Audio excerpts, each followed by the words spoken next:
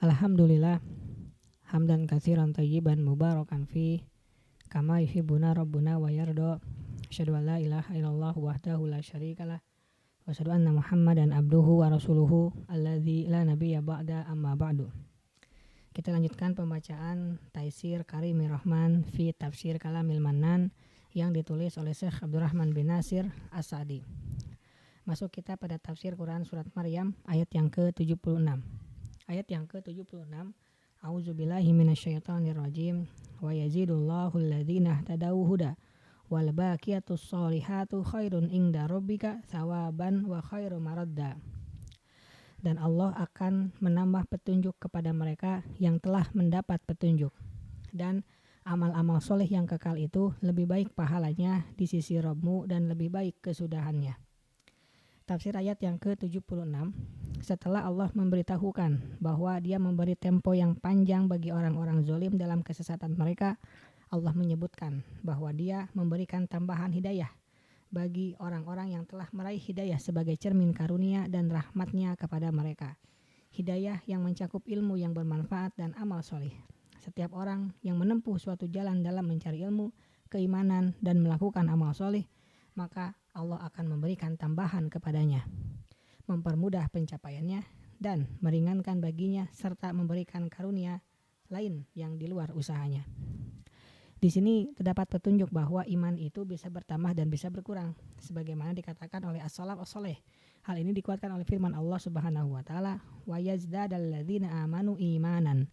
Supaya orang yang beriman bertambah imannya. Al-Mudatsir ayat 31. Dan wa idza tuliyat alaihim ayatuhu zadathum imanan. Dan apabila dibacakan ayat-ayatnya kepada mereka, keimanan mereka bertambah karenanya. Al-Anfal ayat 2. Fakta juga mendukung hal itu.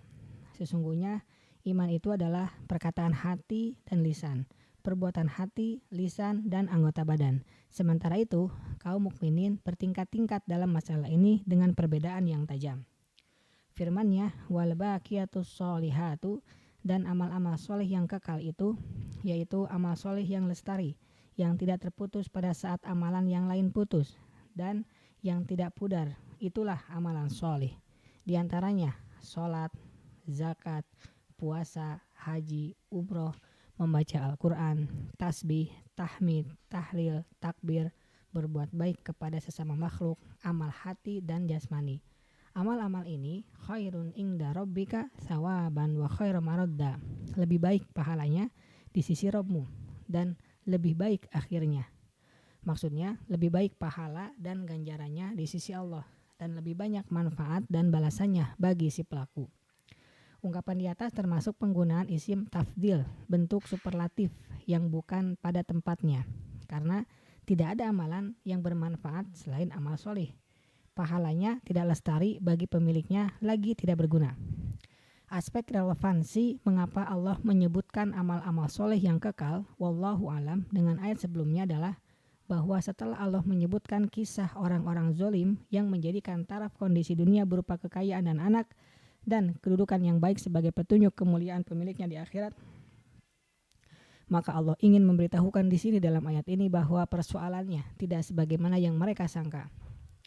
Akan tetapi, amalan yang menjadi pertanda kebahagiaan dan penebar keberuntungan adalah segala sesuatu yang disukai dan diridhai oleh Allah. Subhanaka Allahumma wa bihamdika asyhadu an la ilaha illa anta astaghfiruka wa atubu ilaik. Assalamualaikum warahmatullahi wabarakatuh.